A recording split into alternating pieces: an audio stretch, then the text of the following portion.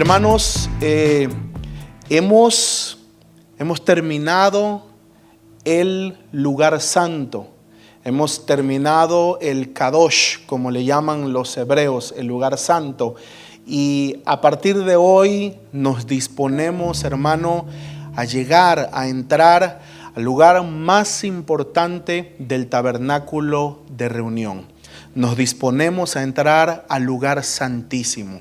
Hermano, yo no sé qué provoca eso en usted, pero delante de mi Dios yo le digo, siento gozo en mi corazón. Siento gozo porque hemos caminado un largo camino y estamos, como dice un canto por ahí, estamos acercándonos al Señor. Así que hoy, hermanos, el tema es el velo. Vamos a hablar acerca del velo que cubría el lugar santísimo. Ojalá que usted pueda compartir conmigo la emoción que hay en mi corazón y que podamos, hermano, disfrutar la presencia del Señor. Porque estamos a un paso de entrar y de experimentar la presencia del Señor en el lugar santísimo, the Holy of Holies. Pero hoy o en este momento, hermanos, vamos a hablar acerca del velo. Y si usted está listo, vamos entonces a entrar a materia. Y la palabra hebrea para velo es parochet, el parochet. Velo en hebreo se dice parochet, y vamos a estar hablando o conociendo hoy un poquito acerca de las propiedades de toda la revelación y el conocimiento que hay aquí en este tema precioso de el parochet o de el velo. Bueno, hermanos, sin más preámbulos, no estoy conectado, chicos. Una vez más les pido que me ayuden. Ahí estamos ya, gracias.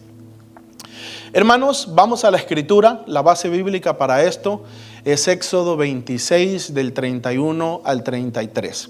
Dice: harás también un velo de material azul, de púrpura, de carmesí y de lino torcido, mismos 4 colores. ¿Entiende usted, hermano, por qué estos son los colores predominantes en el reino de Dios? ¿Ve usted por qué las iglesias, o por lo menos las iglesias que somos de reino, utilizamos frecuentemente estos colores? Porque son precisamente estos colores los que están plasmados en la Biblia. Continuemos, por favor. Dice: decorado con querubines, obra de fina artesanía. Verso 32. Lo pondrás sobre 4 pilares de madera de acacia, recubiertos de oro, con sus ganchos de oro sobre las 4 bases de plata. Harás colgar el velo de los ganchos. Introducirás detrás del velo el arca del testimonio. Aquel velo les servirá de separación entre el lugar santo y el lugar santísimo. Leemos ahora Éxodo 36 del 35 en adelante. Hizo también el velo de material azul, de púrpura, de carmesí y de lino torcido, y lo hizo con querubines de obra de fina artesanía. Para el velo hizo 4 pilares de madera de acacia y los recubrió de oro. Sus ganchos eran de oro, y fundió para ellos 4 bases de plata. Por favor, repita conmigo: bases de plata, coronas de oro. Una vez más, bases de plata, o capiteles, que es la otra frase que usa la Biblia, capiteles de oro. ¿Sí? Leamos Éxodo 40, 21. Introdujo el arca en el tabernáculo. Puso el velo de protección. ¿El velo de qué, hermanos? El velo de protección, y cubrió el arca del testimonio como el Señor había mandado a Moisés. Vamos a orar, hermano. Así como está, ni siquiera se levante. Incline su cabeza. Bendito Dios, conocemos tu fidelidad y sabemos que tú has estado con nosotros en este recorrido. Pero nos disponemos, Señor, a entrar al Santo de los Santos, el Kodesh HaKodashim. Por lo tanto, oramos, Señor, para que tu Santo Espíritu, que es nuestro Dios y nuestro guía, pueda hablarnos, pueda revelarnos. Espíritu de Dios, clamamos para que seas tú. Así como esa multitud clamó, Señor, así clamamos hoy. voz de Dios y no de hombres. Revélanos, Espíritu bendito, las mieles de tu palabra. Abre mis ojos y miraré las maravillas de tu ley. Abre mis ojos, Espíritu Santo, y miraremos las maravillas de tu ley. Delante de ti estamos, Señor. Te lo pedimos en el nombre de Jesús. Amén. Amén. Segunda de Crónicas 3:14 dice: hizo también el velo de material azul, de púrpura, de carmesí y de lino fino, y en el mismo hizo bordar, ¿qué cosa, hermanos? Querubines. Muy bien. Hablemos un poquito acerca de las características que tenía el velo que cubría el lugar santísimo. ¿Sí? Le doy unos segundos para que usted observe la gráfica y estaremos hablando, hermanos, acerca de las características de este velo. Esta imagen a mí me fascina, es una imagen preciosa, hermano. Muy bien, entremos a las características. Hablemos un poco de ellas. La palabra parochet, o el significado de la palabra hebrea parochet. La palabra parochet significa velo, protección, ocultar, separación. ¿Lo puede decir conmigo, por favor? Velo, protección, ocultar, separación. Esto es muy importante, hermano, porque estaremos hablando de la función que tenía este velo en cuanto al arca del pacto. Esto es lo que significa parochet: protección, ocultar, separación. Habacuc capítulo 1 versículo 13 dice: muy limpio eres de ojos para ver el mal, no puedes o ni puedes ver el agravio. La separación de un Dios que es santo con la humanidad caída y pecadora. No hay acceso, por lo menos de manera natural, a Dios. Él es apartado, Él es santo y puro. La palabra parochet significa separación. La palabra parochet significa protección. Protección de la presencia de Dios. Protección del lugar en donde Dios vive. ¿Protección de qué? ¿Será Dios un Dios débil? Escuche lo que estoy diciendo. ¿Será Dios un Dios débil? ¿Será Dios un Dios frágil que necesite protección de su propia creación? No es ese el sentido de la protección del velo. El velo protege, el velo guarda la santidad de Dios. Diga conmigo: la santidad de Dios. Dios no necesita protección. Dios es el ser más poderoso y fuerte que existe sobre el universo. El velo tiene la representación simbólica que guardaba, ocultaba la santidad de Dios. Nuestro Dios es santo. La palabra santo significa apartado. Dios es apartado, Dios es puro, Dios es sublime. Muy limpio eres de ojos para ver el mal. Dios es tan santo que sus ojos son tan santos para ver el mal. El velo significa separación entre un Dios santo y una humanidad pecadora, una creación caída. Una creación que no alcanza los estándares del Dios que la ha creado y que la ha formado. Hablemos un poquito de los colores del velo. Son los mismos 4 colores. El color púrpura, como usted ya sabe, representa su realeza. Era de púrpura que los reyes de la antigüedad se vestían. Era el color y eran las ropas más sofisticadas, más caras. Ya le hablé yo de lo que costaba teñir una prenda de púrpura y lo caro que era. Así que la púrpura era el color de los reyes. Diga conmigo: la púrpura era el color de los reyes. El púrpura representa la realeza de Dios. El carmesí o rojo representa la sangre, su sacerdocio y su sufrimiento, esa sangre que fue derramada en el martirio del Señor. El color azul, hermanos, representa el cielo, representa su eternidad, representa su divinidad. El Señor era hombre, pero el Señor era Dios. Él es eterno, Él es divino. El color blanco representa su santidad, su perfección y su limpieza. Y en la parte de abajo dice un detalle que no es menor, dice decorados con querubines de fina artesanía. Hermanos, en el tabernáculo de reunión, cuando uno entraba al Mishkan, cuando uno entraba al lugar santo, cuando uno atravesaba la puerta llamada la verdad, la puerta del Mishkan se llamaba puerta la verdad, la puerta del atrio se llamaba el camino, la puerta del Mishkan se llamaba la verdad. Cuando uno entraba, hermano, recuerde que en la cortina o en la capa que daba hacia adentro del tabernáculo, habían bordados querubines en oro.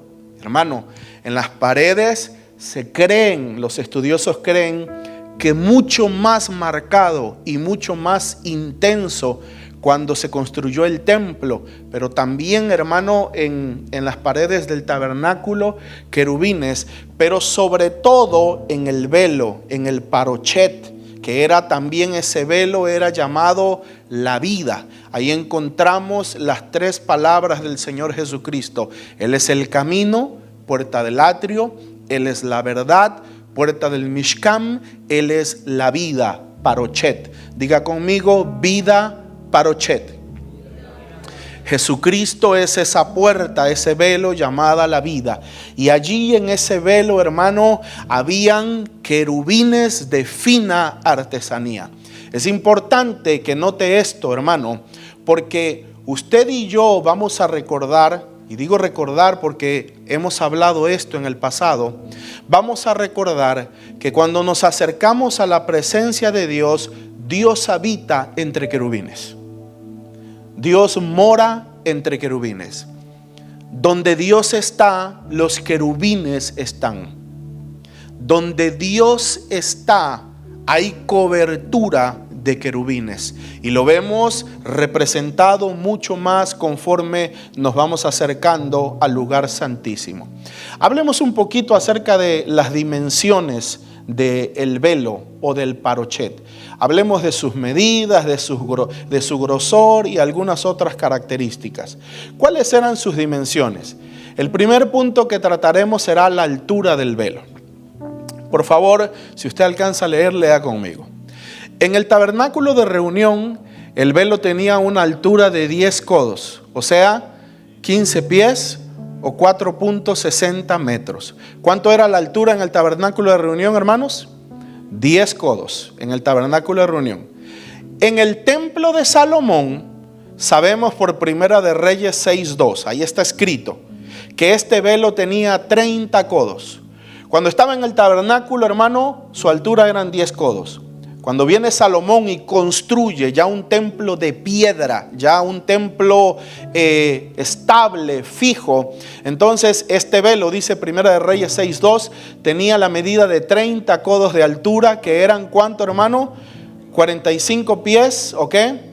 O 13.7 metros. En el templo conocido como el templo de Herodes, ¿qué era qué, hermano? El templo del tiempo de Jesús. Por eso es importante este. En el templo conocido como el templo de Herodes, el historiador judío del primer siglo, Flavio Josefo, dijo que Herodes lo había aumentado a 40 codos. O sea, le subió 10 codos de altura, lo cual nos representaría, hermano, 65.5 pies, o lo que es equivalente a 18.3 metros de altura. 40 codos tenía de altura el templo del tiempo de Jesús. 40 codos tenía de altura el templo del tiempo de Jesús. 65 pies. ¿Cuántos serán 65 pies, hermano? ¿Cuántos serán? ¿Cuánto habrá aquí? 16 pies, 18 pies, hermanos. Supongamos, hermano, que hay 16 pies aquí. ¿Cuánto sería? ¿4 veces? Tal vez. Más, ¿no? Poquito más de 4 veces esta altura. Era un lugar muy alto, hermano. En el templo del tiempo de Jesús, que era el templo de Herodes, como se le llamaba, 65.5 pies de altura. Fue precisamente este velo el que se rasgó en dos con la muerte de Jesús. Grosor. Hablemos del grosor del velo. Josefo también escribió que el velo tenía 10 centímetros, o sea, 3.96 pulgadas de grosor. Hermanos, esto son 3.96 pulgadas. Esto que usted ve aquí, bueno, de hecho aquí hay 4 pulgadas exactamente. Esto que usted ve aquí era el grosor del velo, ¿sí? Imagínese, hermano, una cortina. Imagínense una protección que tenía este grosor. Hermanas, imaginen una tela. Imaginen, hermano, un fabrics. No sé cómo se traducirá eso. Imagínense una tela, hermano, con este grosor. Eso es lo que tenía de grosor el velo del templo del tiempo de Jesús. Lo que es interesante, hermano, es que este historiador, Flavio Josefo, del primer siglo, mencionó también que si se colocaran 2 caballos a cada lado y tiraran del velo, no podrían rasgarlo. La tradición oral dice que 70 hombres eran necesarios para enrollarlo. Piense por favor por unos segundos en la magnitud, en el peso, en la altura, en lo imponente del velo, en la resistencia del velo. Colocamos 2 caballos fuertes de este lugar, de este lado. Colocamos otros 2 caballos en ese lugar y los ponemos a tirar en dirección contraria, no serían capaces de romper, de rasgar el velo. Mire esto, hermano, nada más. El grosor que tenía el velo, el parochet del templo que estaba en el tiempo de Jesús.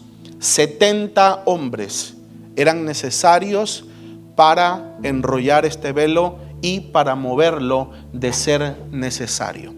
Esas son algunas, hermano, de las dimensiones y de las medidas del parochet o el velo, o también la puerta llamada la vida. 4 postes, por favor acompáñeme, 4 postes de madera de acacia cubiertos de oro eran el sostén de este velo. Eran postes fuertes, eran postes robustos, hermano. Bases de plata, como decíamos hace algunos segundos, bases de plata y coronas de oro. Bases de plata y capiteles de oro. Lo de abajo era plata, simbolizando el juicio, simbolizando el dolor, ¿verdad? Y lo de arriba era oro, simbolizando la divinidad, simbolizando también la victoria. Representan, estos 4 postes, representan la cuádruple dimensión ministerial de Cristo. Por favor, repita eso conmigo, hermano, es importante. La cuádruple dimensión ministerial de Cristo. El ministerio de Cristo tenía 4 dimensiones. El ministerio de Cristo tenía 4 dimensiones principales. Número 1, hermano, el buey representa su sacrificio. El águila, su victoria sobre la serpiente. Era también el profeta de Dios. ¿Con qué animal es representado el profeta, hermano? Con el águila. Con el águila. A ver, recapitulemos. Estos son los 4 rostros, y abajo lo dice, los 4 rostros que también tenían los querubines. Pero es que eran, hermano, las 4 funciones ministeriales de Cristo. Oiga, por favor, por eso, hermano, estamos hablando de que esta era la cuádruple dimensión ministerial de Cristo. El buey representa sacrificio. El buey representa el animal que era sacrificado, que era inmolado en los sacrificios por excelencia. Eso nos habla de su muerte, de su entrega, de su sufrimiento, del derramamiento de su sangre. La segunda dimensión es el águila. El águila, como yo le he enseñado, hermano, en el pasado, el águila es el depredador de la serpiente. Averigüe usted cuál es el animal que come serpiente. Averigüe todos los animales, hermano, en el mundo animal, en la fauna, son presa y depredador. Las águilas, los depredadores naturales de las serpientes son las águilas. Entonces, el águila simboliza su victoria sobre Satanás, que es la serpiente, pero también simboliza que él era el profeta de Dios. Él era el profeta que fue enviado por Dios, y también nos habla de su visión, su propósito, el plan que él tenía. Recuerde que el águila es también utilizado, hermano, para denotar una visión aguda, precisa, hermano, exacta, como la que tiene el águila. La tercera dimensión de esto es hombre. Esto nos habla de su humanidad. Su victoria fue lograda en carne. Su victoria, la victoria de Cristo, no fue lograda estando en un estado divino solamente. Fue lograda en carne. Por eso, como dice ahí, primera de Juan capítulo 4, versículo 3, es tan importante que quede claro esta verdad, que lo que Cristo hizo, lo hizo como hombre. Escúcheme, hermano, esta verdad es tan importante.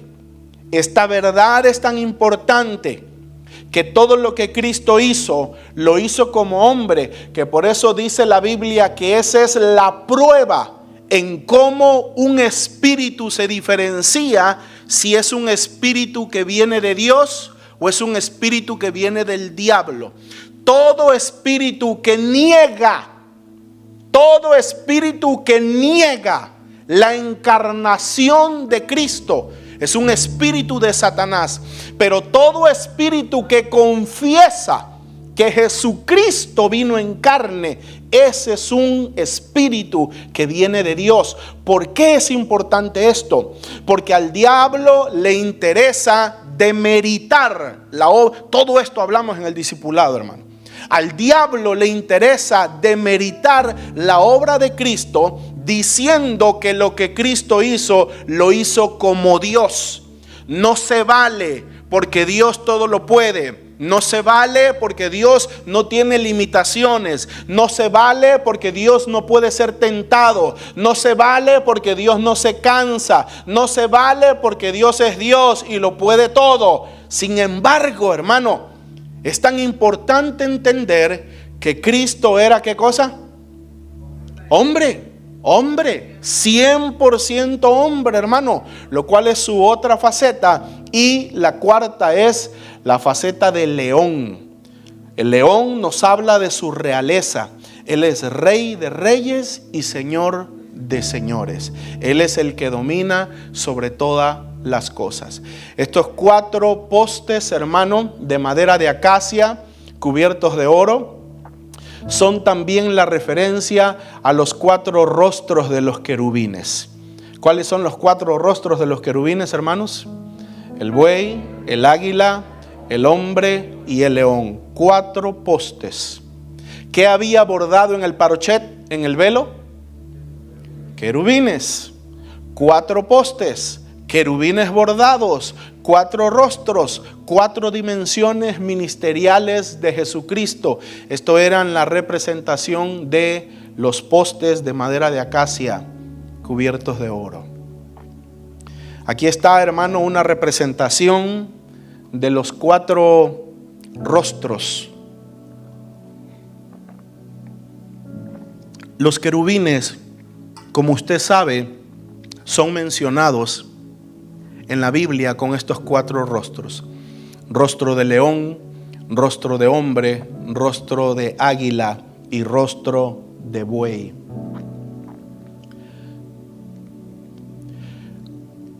Hablamos ya de las medidas del parochet. Esto, hermano, por lo menos para mí, esto es fascinante. Hablamos ya de las medidas del parochet. El velo era de una sola pieza. El velo no tenía corte en la parte de en medio. Por favor, diga: no tenía corte. No tenía puerta. Era una sola pieza de lado a lado. Entonces, la pregunta es, hermano, ¿cómo entraba el sacerdote en el día de la expiación al lugar santísimo?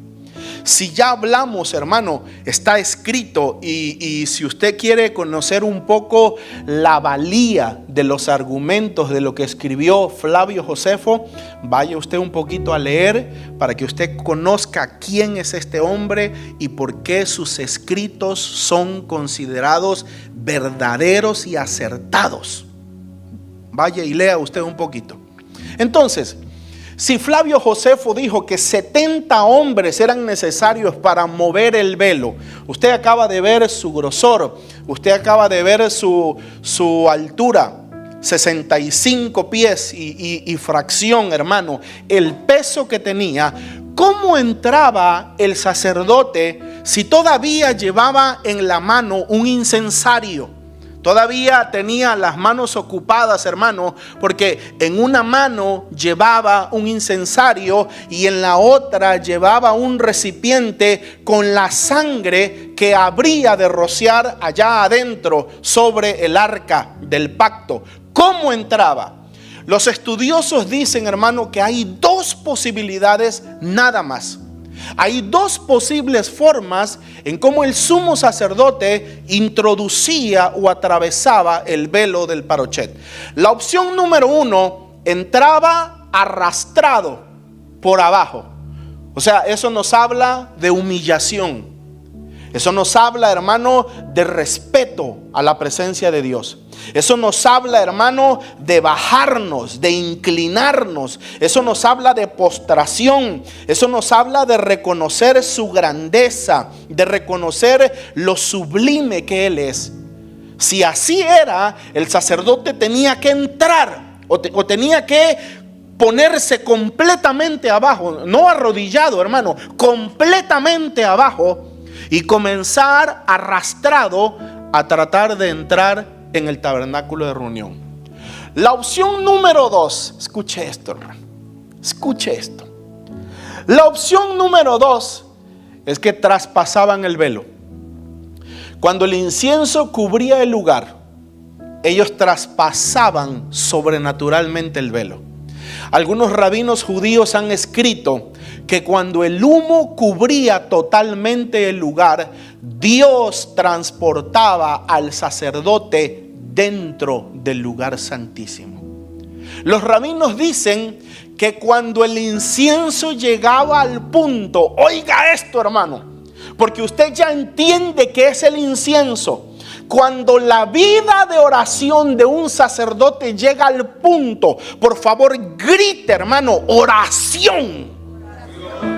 Cuando la vida de un sacerdote llega al punto, cumple la medida que Dios requiere. Está escrito, hermano, en el Mishnah, en el Talmud. Yo le he hablado de todas estas cosas ya. Usted sabe qué son todas estas cosas. Los rabinos escribían, hermano, que cuando la nube, pero no la nube de la presencia de Dios, la nube del incienso, cuando la nube colmaba, llegaba al punto requerido, entonces el sumo sacerdote, hermano, sobrenaturalmente traspasaba el velo. Ese velo de este grosor, el sumo sacerdote lo traspasaba y de repente cuando abría los ojos ya se veía dentro, hermano, del lugar santísimo.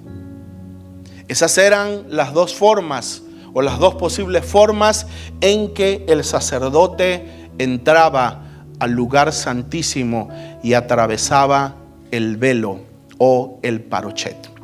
Oiga esto, hermano. La novia con velo.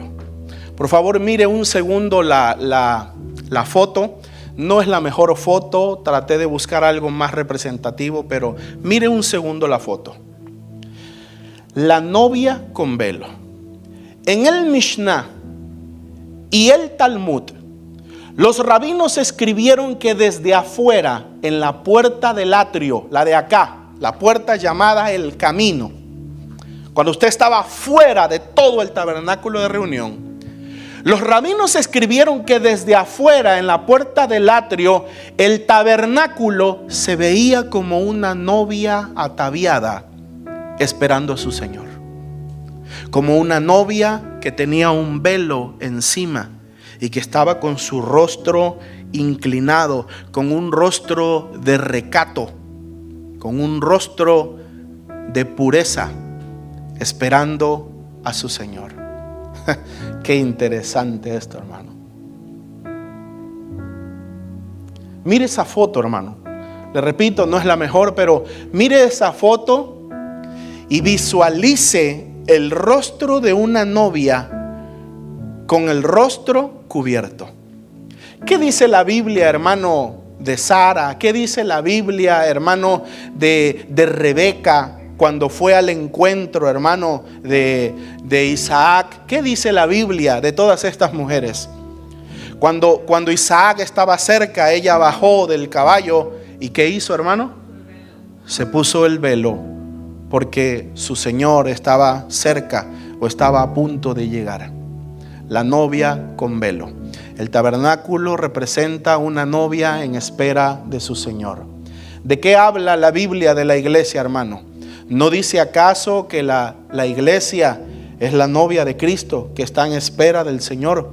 ¿No dice acaso la Biblia, hermanos, que las iglesias o la iglesia representan esas vírgenes que están en espera del marido para que llegue por ellas? Cristo rompió el velo. Cristo rompió la separación entre Dios y los hombres. ¿Cuántos creen eso, hermano?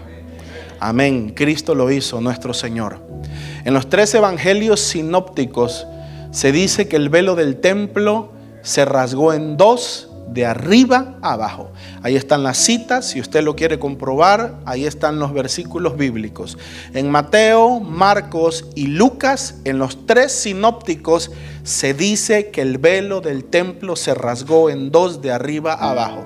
Es más, hermano, en el libro de Lucas, los conocedores dicen que la palabra o la traducción correcta es se rasgó de en medio. Así dice Lucas. Si usted va a comprobar, hermano, la palabra hebrea, dicen que Lucas asevera que se rompió de en medio. El velo se rasgó en 2, exactamente desde la mitad, hermano.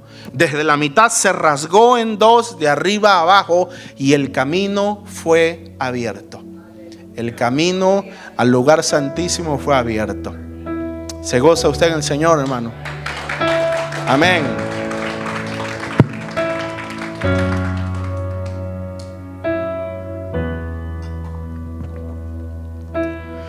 Mateo 27, 51.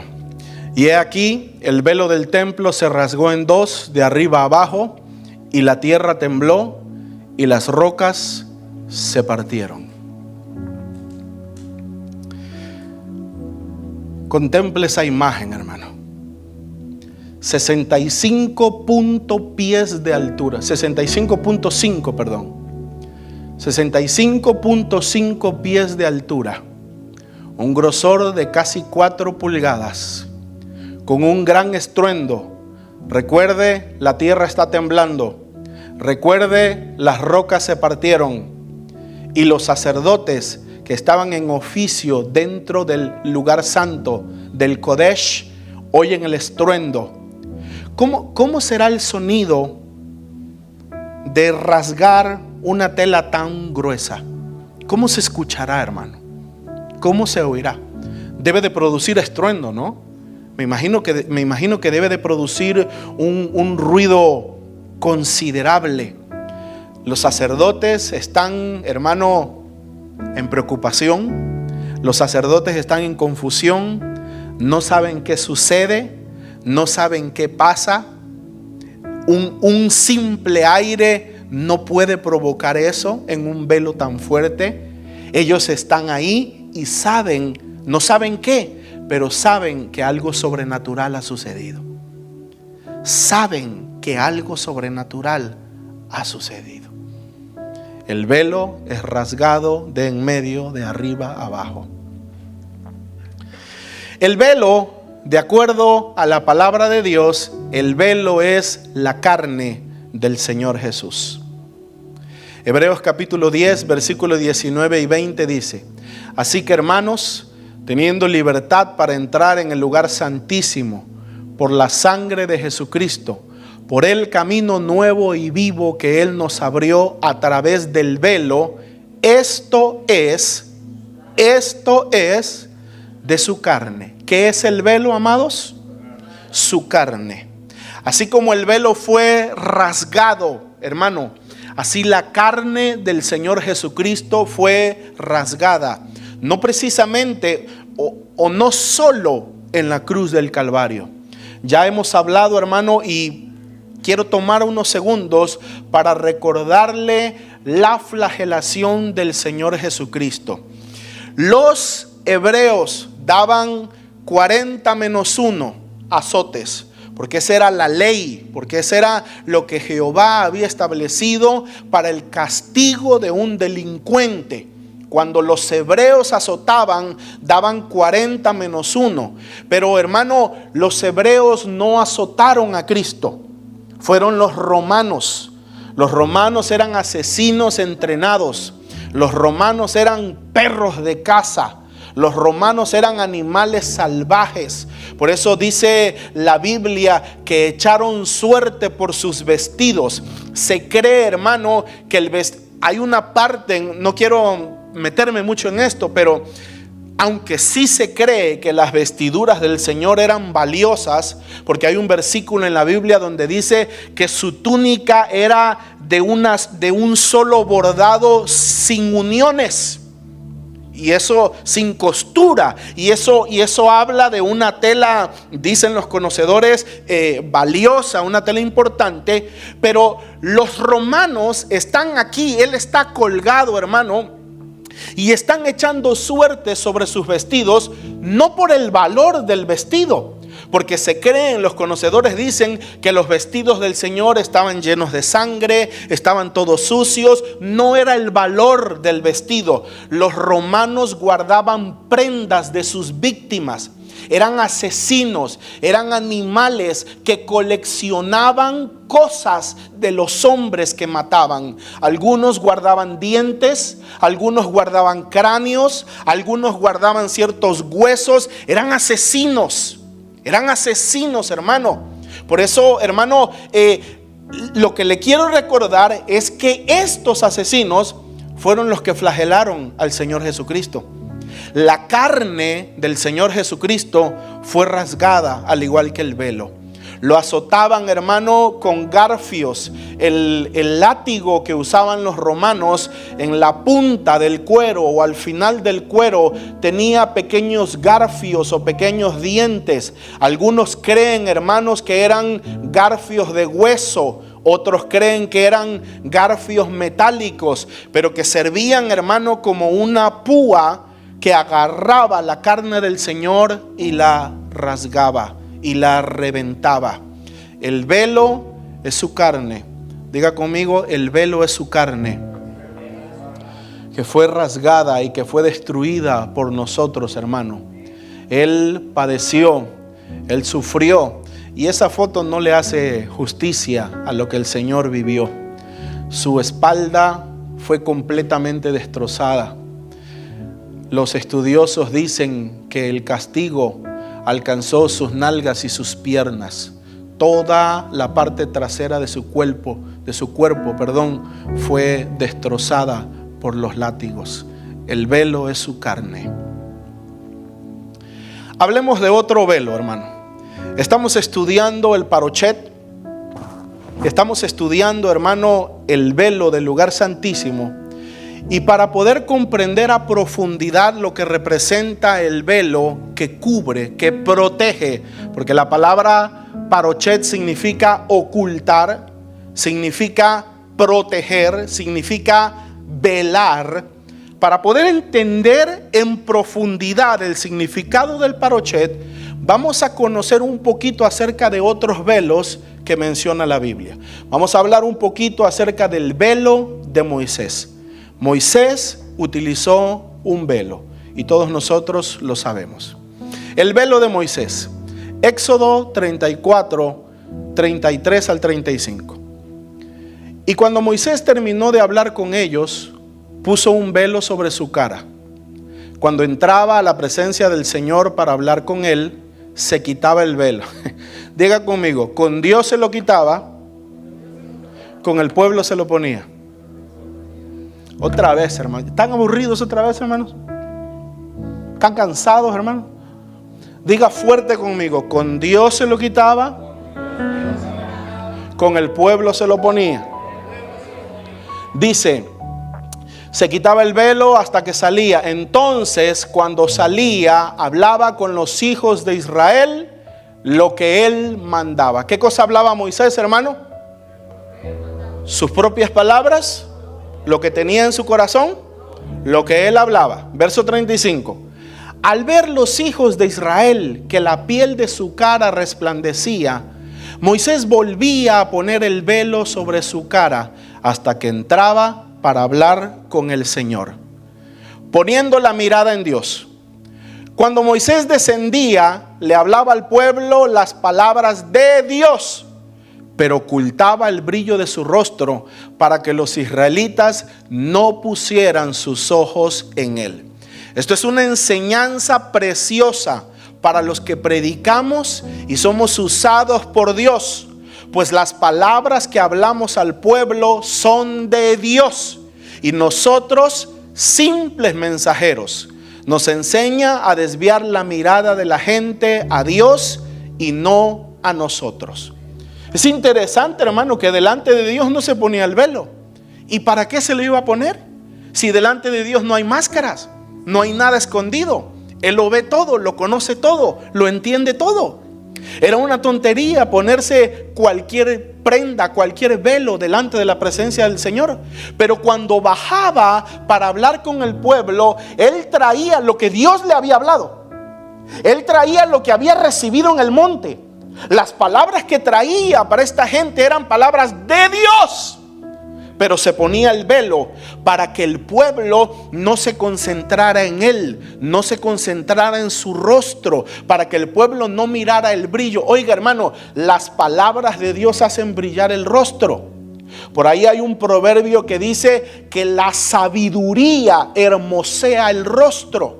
Hermano, una persona que tiene las palabras de Dios, una persona que tiene sabiduría, es una persona cuyo rostro brilla, hermano. Es una persona cuyo rostro es hermoseado. El rostro de Moisés brillaba. Era un esplendor tremendo. Y lo que hacía era que lo cubría con un velo para que el pueblo oyera las palabras, pero no pusiera su mirada en Moisés. Moisés desviaba la atención hacia Dios. Moisés ocultaba, o más bien el velo ocultaba toda gloria falsa de hombres y la canalizaba hacia el mismísimo Dios. Ahora, hablemos de otro tipo de velos. Y este es maravilloso, hermano. El velo de las nubes. Por favor, diga conmigo, las nubes son un velo. Este es otro tipo de velo en la Biblia. Lo vamos a ver en la palabra, hermano. No es una invención mía. Hemos hablado del parochet, o estamos sentando todas las bases para estudiar el parochet. Hermano, hemos hablado del velo de Moisés y vamos a hablar ahora acerca del velo que son las nubes. Isaías capítulo 40, versículo 22. Él es el que está sentado sobre el círculo de la tierra, cuyos habitantes le son como langostas. Él despliega los cielos como ¿qué? ¿Qué son los cielos, amados? Como un velo. Él despliega los cielos como un velo y los extiende como una tienda para habitar. Una vez más, ¿qué son los cielos, hermanos? Un velo. ¿Qué cubren los cielos? Porque si la palabra velo, si la palabra parochet significa ocultar, cubrir, proteger, ¿qué cubren los cielos? Por favor, note, y vamos a regresar. Isaías 40:22 dice, Él despliega, ¿qué cosa? Lo que está subrayado, los cielos. Diga plural, los cielos. No hay uno solo. Entonces, ahora, entendiendo esto, hermano, por favor, diga conmigo, hay varios velos.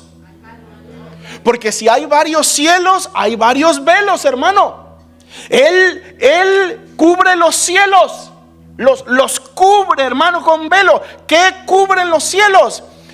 Los cielos son el velo que oculta el cosmos, el universo. Los rabinos dicen que el tabernáculo es el mapa del macrocosmos. Allí está la revelación de todo lo creado. Apocalipsis dice que los cielos pasarán como ¿qué, hermano? Como una cortina, como un pergamino que se enrolla. ¿Cubrirán acaso o velarán acaso el Olam, el lugar en donde Dios vive? No solo tiene sentido, hermano, tiene base bíblica, así es. Porque la Biblia dice, hermano, que el tabernáculo de Moisés era una sombra y figura del verdadero. Y dice que Cristo no entró en el tabernáculo hecho de mano, sino en el verdadero. Entonces, allá arriba, en algún lugar, hay un lugar santísimo verdadero, en donde Dios habita. Moisés lo que hizo, lo hizo porque vio el verdadero. Se cansaron de decirle a Moisés, ten cuidado de hacerlo conforme al modelo que te fue mostrado. Arriba, hermano, nosotros estamos en nuestro granito de polvo. Esta semana, granito de polvo llamado tierra. Esta semana precisamente veía un video de escalas, de comparaciones de nuestro planeta con el tamaño del sol. Y aquí en este barrio, hermano, en esta esquina, dice, Don Sol. Hermano, la tierra es una cosa ínfima ante el sol. Pero luego cuando van a las escalas y ahora con los nuevos telescopios que dicen que ahora el Hubble ya no sirve, ¿no? ¿Han oído eso, no? Dicen que ahora el telescopio Hubble ya no es el bueno. Ahora hay otro, no recuerdo su nombre, que da imágenes mucho más certeras, mucho más exactas a colores. Y entonces hay otros soles, le debo los nombres, hermano, pero hay otros soles que son inmensamente mayores que nuestro sol. Y entonces aquí estamos nosotros en este granito de polvo llamado planeta Tierra, y no vemos el cosmos porque hay un velo arriba de nosotros. El velo, la cortina que oculta el cosmos se llama cielo. Porque usted cree todo lo que la NASA le dice. Usted cree todo lo que le dicen en la televisión. Usted cree, hermano, todo lo que nos dicen en las noticias. Y hay teorías, no estoy diciendo que sea cierto, hay teorías. Algunos dicen que la tierra no es una esfera, no es una pelota, sino que la tierra es plana, dicen algunos. Hay diferentes teorías, pero lo que yo le quiero decir es que nosotros, como buenos consumidores y ovejas, creemos todo lo que nos dicen. Pero en realidad no conocemos lo que hay afuera. Usted nunca se ha preguntado, ¿en qué año fuimos a la luna? ¿Alguien sabe? De los jóvenes que van a la escuela aquí. En el 69. Si en el año 1969, ¿verdad? Si en el año 1969, sin computadoras, sin laptops, sin iPhones, sin Bluetooth, sin internet, si en el año 1969 tuvimos la tecnología para llegar a la luna, ¿por qué no hemos regresado nunca más? Si en el 69 tuvimos, habló del hombre, tuvimos los recursos y la tecnología para ir, ¿por qué nunca se ha vuelto? Eso es extraño, ¿no? Porque la tecnología ha subido o ha decrecido. ¿Qué ha sucedido? Saben, hermano, no tengo aquí un teléfono, pero el otro día estaba leyendo algo donde decían que en tu teléfono inteligente, en tu iPhone, hay, si recuerdo bien la cantidad, hay 150 veces más tecnología que las computadoras que utilizaron en el Centro Espacial de la NASA ¿cuál fue? ¿El Apolo? Cuando el Apolo llegó a la luna. O no sé cuál fue el que llegó, hermano. En tu teléfono, ahí en tu bolsillo, y algunos lo están viendo ahora mismo. Soy malo yo, ¿verdad? Aquí, mire. Aquí hay 150 veces más tecnología que en las computadoras que utilizaron los de la NASA cuando fueron a la luna. Lo que le quiero marcar, hermano, o todo lo que le quiero decir, es que realmente nosotros no conocemos lo que hay afuera. Nosotros creemos conocer. El conglomerado, las masas creen conocer, porque creen tonta y ciegamente todo lo que nos dicen por televisión. Pero el cosmos está velado. Los cielos son el velo que oculta el cosmos. Y como hay diferentes cielos y cada nivel tiene su velo, vamos, hermano, descubriendo, como quitando las capas, las cortinas, hasta que nosotros llegamos al verdadero lugar santísimo. Por eso es que los rabinos dicen que el tabernáculo de reunión es el mapa. Ahí está encriptado, ahí está en secreto, hermano, el universo, el mapa del universo. Cómo están conformadas todas las cosas. Vamos a avanzar, porque si no me voy a quedar solito aquí.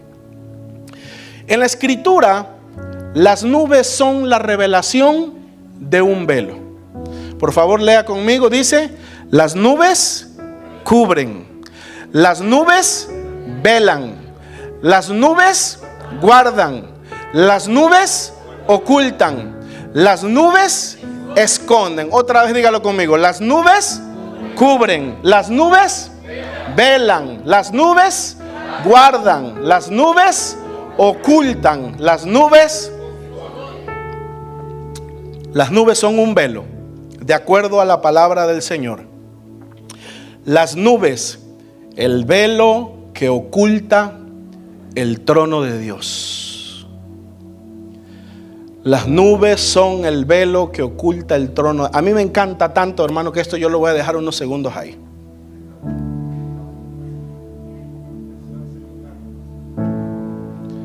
Mire eso, hermano. Observe. ¿Recuerda usted las narraciones de Ezequiel? ¿Recuerda usted lo que hablaron los profetas? Las ruedas que se movían en diferentes direcciones, las turbinas, el fuego, las alas de los querubines, los 4 rostros, el metal, la gloria, las luces, las diferentes luces que emanaban de ese trono. Wow.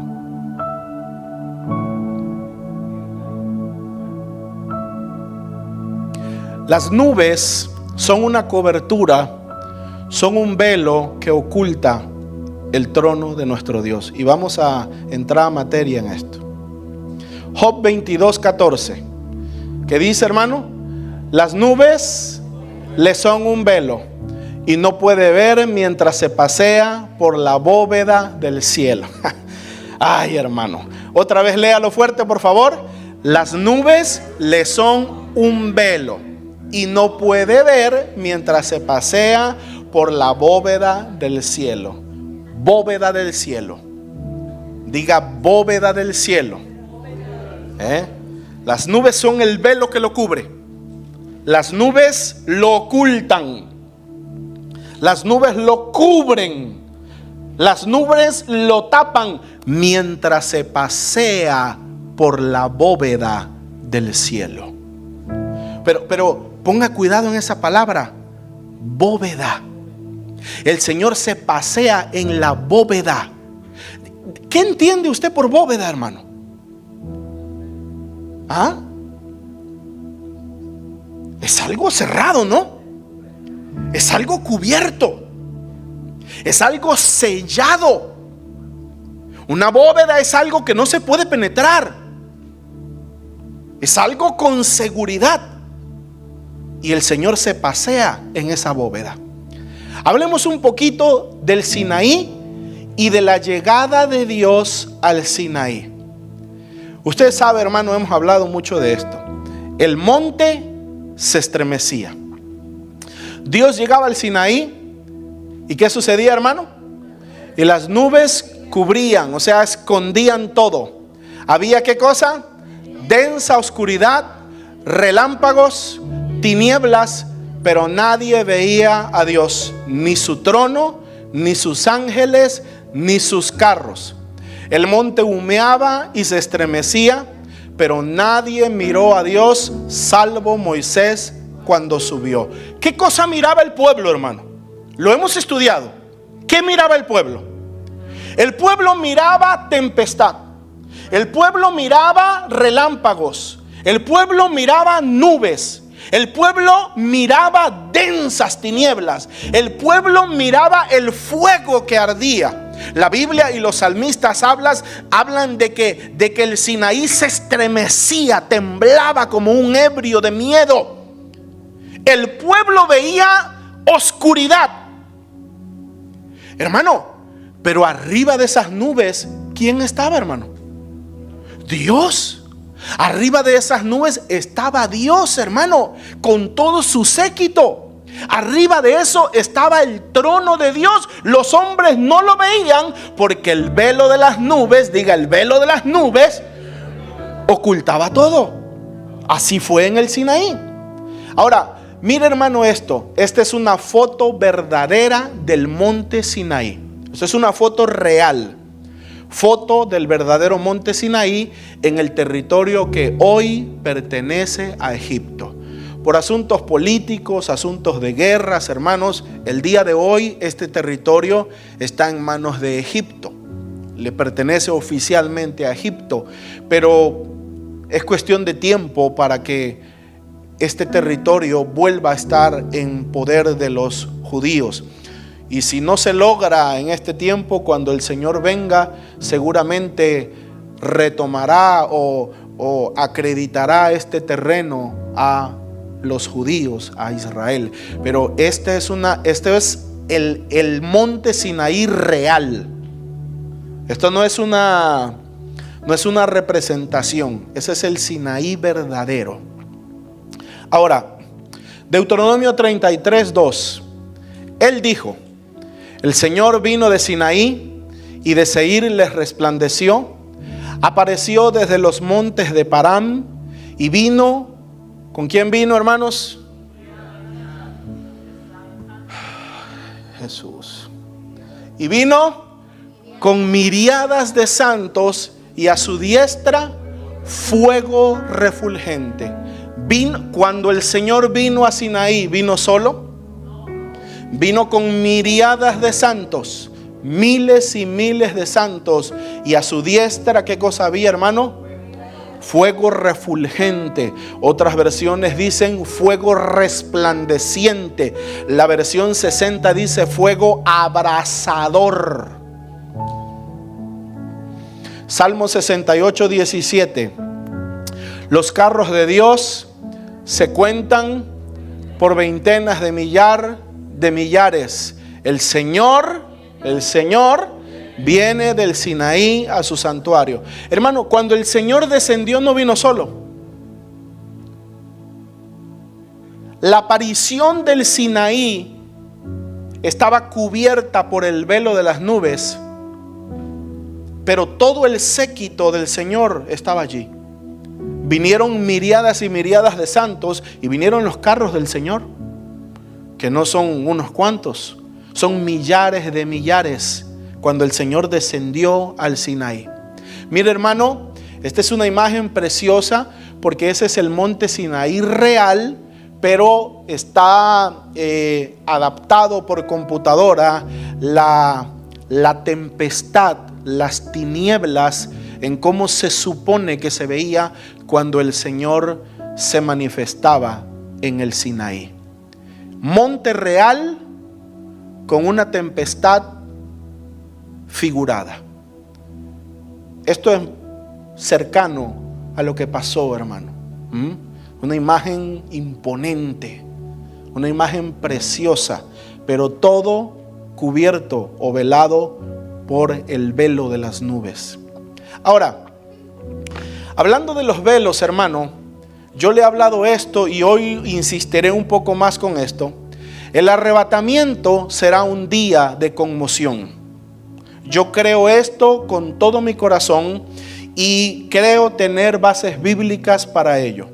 Así como sucedió en el Sinaí, hermano, el día del arrebatamiento será muy similar. El arrebatamiento no será, o el día del arrebatamiento, no será un día de tranquilidad.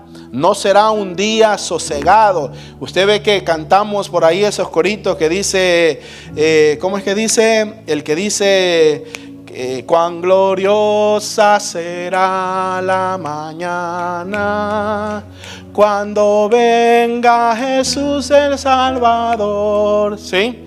Bueno, hermano, y habla, parece ahí que como de color de rosa, algo así, ¿no? Dice, ¿no? Todo será color de rosa. Ojalá, hermano. Ojalá, pero ese canto teológicamente no es tan exacto, hermano. El arrebatamiento será un día de conmoción. Leamos por favor 1 de Tesalonicenses 4, 16 y 17. Porque el Señor mismo descenderá del cielo con aclamación, con voz de arcángel y con trompeta de Dios. Y los muertos en Cristo resucitarán primero. Luego nosotros, los que vivimos y habremos quedado, seremos arrebatados juntamente con ellos. ¿En qué? ¿En qué? En las nubes.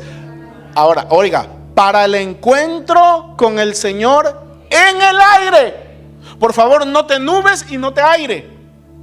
Y así estaremos por siempre con el Señor. Hermano, note esto por favor. Hemos enseñado que el Señor mismo vendrá. El Señor mismo descenderá de su cielo. El Señor mismo descenderá del lugar santísimo. Cristo Jesús. Él viene por su iglesia. Pero la Biblia dice, hermano, o lo entendemos por este versículo, que Él no tocará tierra. Lo recibiremos en el aire. ¿Sí? En el aire, en las atmósferas, pero aquí en la tierra habrá nubes. Porque el arrebatamiento, cuando ya hayan sido resucitados los que murieron en Cristo, juntamente con ellos seremos arrebatados. Oiga esto, oiga, no se me aburre, hermano. A mí esto me apasiona y me tira a ver a un hermano. Usted no sabe cuánto yo le dedico a esto, estas imágenes, hermano. Camine conmigo, hermano. Aprenda lo que Dios tiene para su vida, hermano. Recíbalo en el nombre de Jesús. Recíbalo, haga un esfuerzo. Usted hace esfuerzo 12 horas en su trabajo. Haga esfuerzo una horita aquí, hermano. ¿Dice amén? Amén. Hermano, en el aire recibiremos al Señor. Pero algunas versiones dicen que cuando los que resucitaron en Cristo ya hayan resucitado, nosotros juntamente con ellos seremos arrebatados entre las nubes. Esta versión dice en las nubes, pero unas versiones dicen entre las nubes, lo que significa que en la tierra el día del arrebatamiento, hermano, habrá un día de oscuridad. Será un día de nublado. Será el día del arrebatamiento, estará lleno de nubes. Diga conmigo, velo. Hermano, cuando el Señor venga por su iglesia, nadie lo va a ver. Cuando el Señor venga a levantar a su amada, nadie lo va a mirar en esta tierra, hermano. Habrá un velo, las nubes serán un velo que ocultarán el trono del Señor, que ocultarán la gloria del Señor. Y como los que somos de Cristo, somos levantados para recibirlo ahora sí en el aire. Habría que estudiar esa palabra en la concordancia, en el aire, para ver qué significa, para ver realmente cuál es el significado. Ahora, jóvenes, ayúdenme por favor una vez más. Ok, ahí estamos. Esta es una imagen, hermano, de cómo pensamos que será el día del arrebatamiento. Un día muy similar al del Sinaí. Solo Moisés, bueno, y cuando subieron los 70, ¿se acuerda que ya estudiamos que 70 tremendos subieron a comer con el Señor, hermano? ¿Se acuerdan o no se acuerdan? 70 de los ancianos de Israel subieron a comer con Jehová y lo vieron y comieron con él. Solo los que subieron fueron los que vieron a Dios. Pero todo el pueblo que estaba abajo, lo único que miraba era esto: tempestad, rayos, relámpagos, oscuridad. Climáticamente será un día de conmoción, climáticamente hablando. ¿Qué cosa habrá, hermano, ese día? Esto es Biblia, hermano. Esto no lo estoy inventando yo. ¿Qué cosa habrá el día del arrebatamiento? Número 1, habrá voz de mando, sonidos en el cielo, la voz de Dios, truenos resuenan, voz de mando, diga fuerte, voz de mando. La voz de, hermano, usted ya sabe que Dios habla y el hombre natural escucha ¿qué cosa? Truenos. Voz de mando. Lo otro que habrá, hermano, será voz de ¿qué? De arcángel. La voz de un arcángel poderoso sonará. No sabemos si será entendible a nuestros oídos o no, pero la Biblia habla que habrá una voz de arcángel. Voz de arcángel. ¿Qué cosa habrá, hermano, también? Trompeta de Dios, el shofar de Dios. Tal como en el Sinaí, el sonido de la trompeta irá en aumento y será ensordecedor. ¿Qué sucedió en el Sinaí, hermano? ¿Qué dice la Biblia? Ya estudiamos todo esto. ¿Qué dice la Biblia? Y el sonido de la trompeta iba en aumento y en aumento y en aumento y en aumento, y el ruido era ensordecedor. Jehová le hablaba a Moisés con voz de trueno. Jehová le hablaba a Moisés con voz de trueno, y dice la Biblia, y Moisés le respondía. Trompeta de Dios. Hermano, bueno, terminemos. Tormenta, tempestad. Habrá tinieblas, tormentas eléctricas, lluvia, relámpagos, nube. Yo no sé si tenemos una imagen por aquí. Hermano, imagínese el día del arrebatamiento.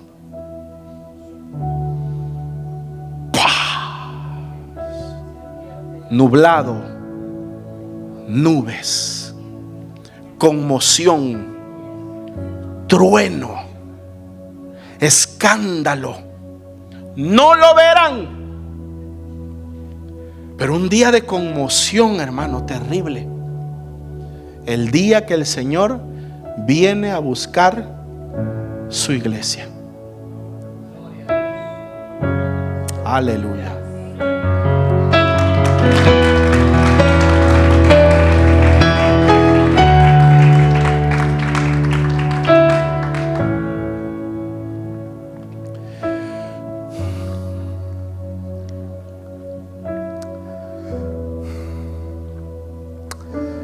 Hemos llegado, hermanos. Hemos llegado al lugar santísimo. Póngase de pie, hermano. Vamos a dejarlo aquí. Ojalá que mañana que usted venga con un buen cafecito, Ojalá que mañana usted pueda venir un poquito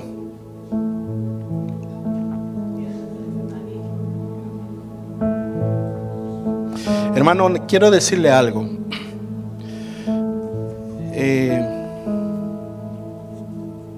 De verdad, hermano, no lo tome a mal, por favor, pero la Biblia habla de una sección de personas que solo son oidores de la palabra. Y por esa razón, la palabra no produce ningún cambio en ellos. Ninguna palabra, no importa lo grande, lo fuerte, lo emocionante, lo valiosa o no, ninguna palabra, ninguna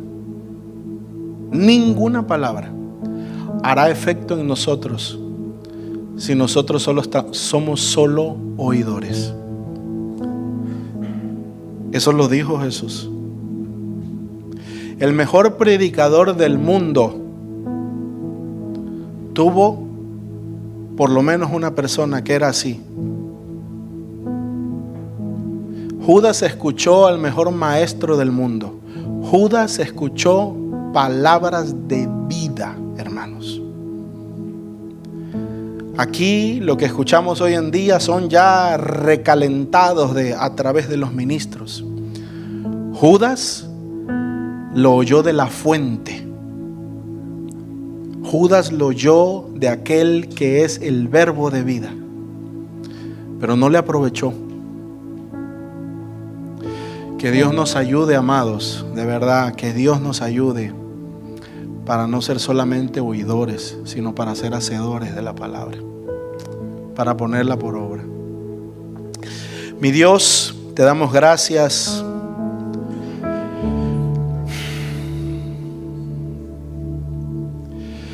Caminar por el tabernáculo es verte a ti, Señor.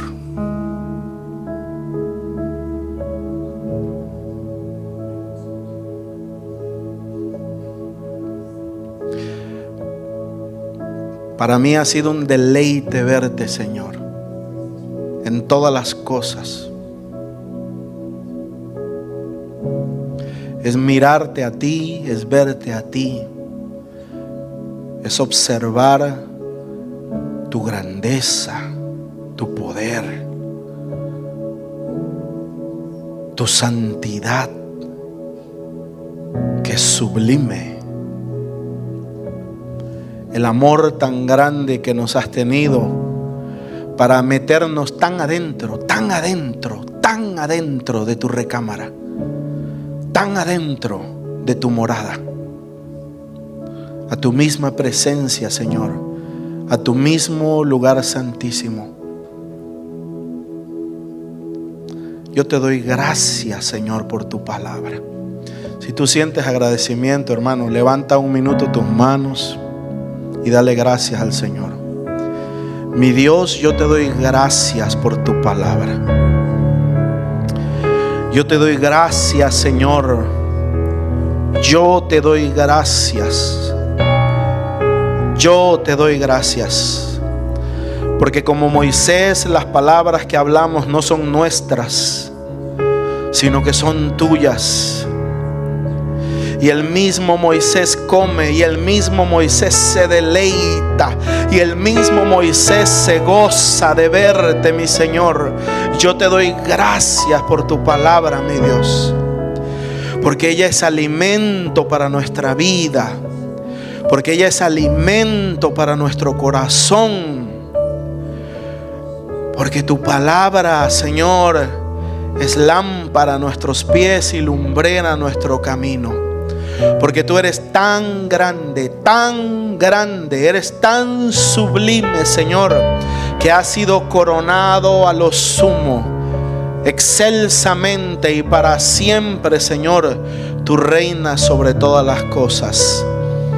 Por eso te bendecimos, Señor. Por eso te bendecimos. Por eso te bendecimos, mi Señor. Porque mirar el tabernáculo es mirar tu plan, es mirar la posición que tienes, es mirar lo que estableciste, los pasos, el camino, Señor, que tuviste que llevar.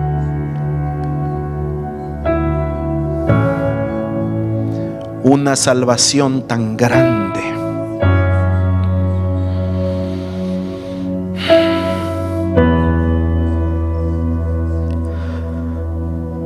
¿Cómo escaparemos si descuidamos una salvación tan grande?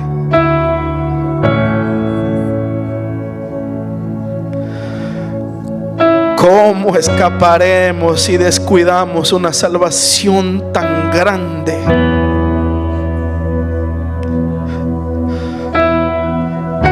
Una salvación tan grande.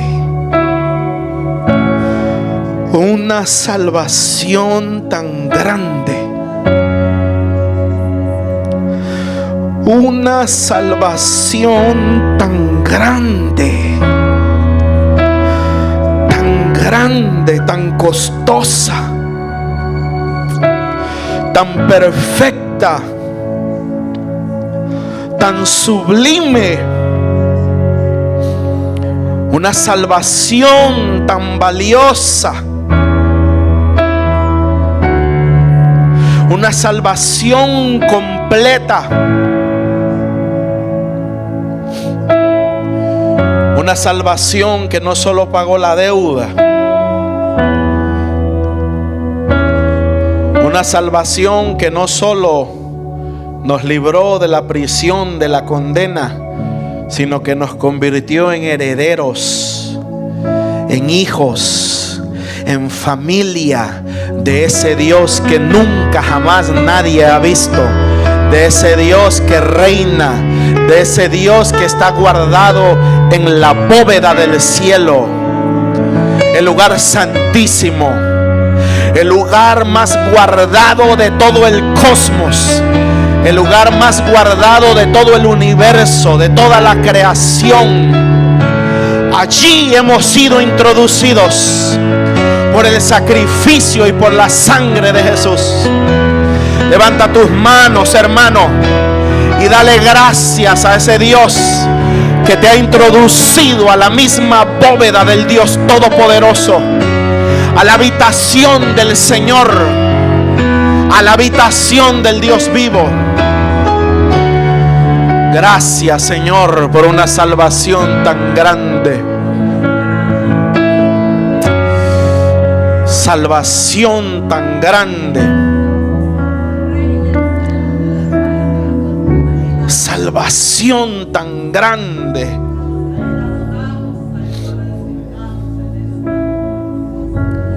¿Cómo escaparemos si la descuidamos? ¿Cómo escaparemos si la descuidamos? ¿Quién será tenido por inocente si pisoteare la sangre del Cordero?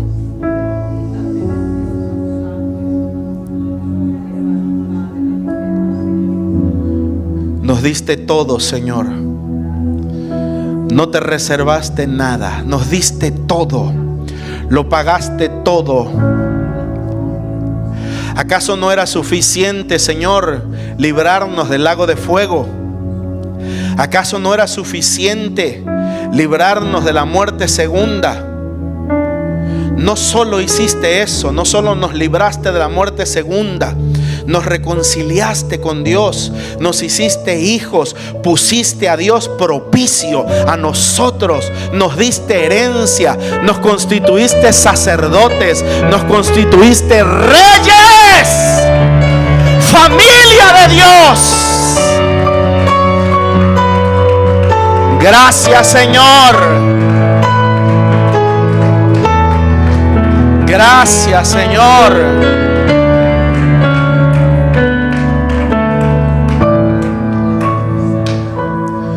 Con todo el corazón, Jesús, te damos gracias. Con todo el corazón, Padre, te damos gracias. Espíritu Santo, con todo el corazón te damos gracias. Luz, menorá de vida, luz de nuestro camino. Te agradecemos, Señor. Te agradecemos por tu obra, por nosotros. Gracias, Señor.